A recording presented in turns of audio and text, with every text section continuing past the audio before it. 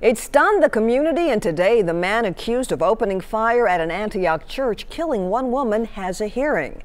Now, this is a live look in the courtroom right now. We were expecting this would be Emmanuel Sampson's first physical appearance before a judge in a courtroom, but about a half an hour ago we learned he will not be there. Stephen Jolly, a Metro police officer, is testifying right now as to what he saw on the scene when he arrived.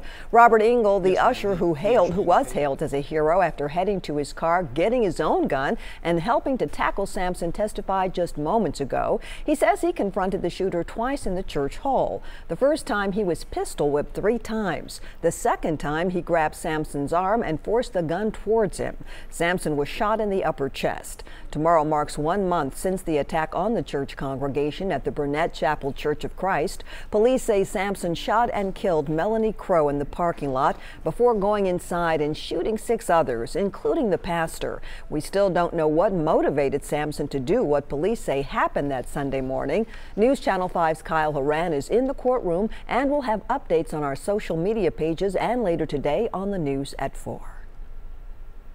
Former Army Sergeant Bo Bergdahl, the soldier who admitted deserting his unit before being captured by the Taliban, begins the process today of learning his fate. His sentencing hearing is underway at Fort Bragg in North Carolina. Bergdahl was held hostage by the Taliban for 5 years after walking off his post in Afghanistan back in 2009. Last week, Bergdahl pleaded guilty to desertion and misbehavior before the enemy. He's facing up to life in prison.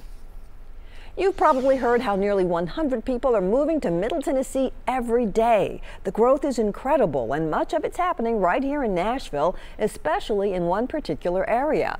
Watch for our special report, Antioch on the Rise, tonight at 6.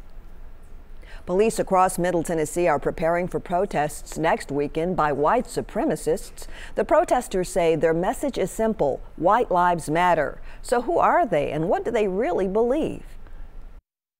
There is a war against you, white man and white woman, in the streets of our cities and towns. Our News Channel 5 Investigates team discovered the protesters are some of the same people involved in the Charlottesville protest. Phil Williams tracked down a former insider who says the group's leaders have veered from their original message.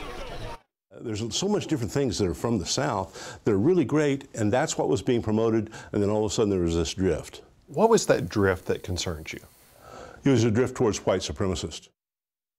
Phil discovered information that public officials need to know. His full investigation airs tonight on News Channel 5 at 10.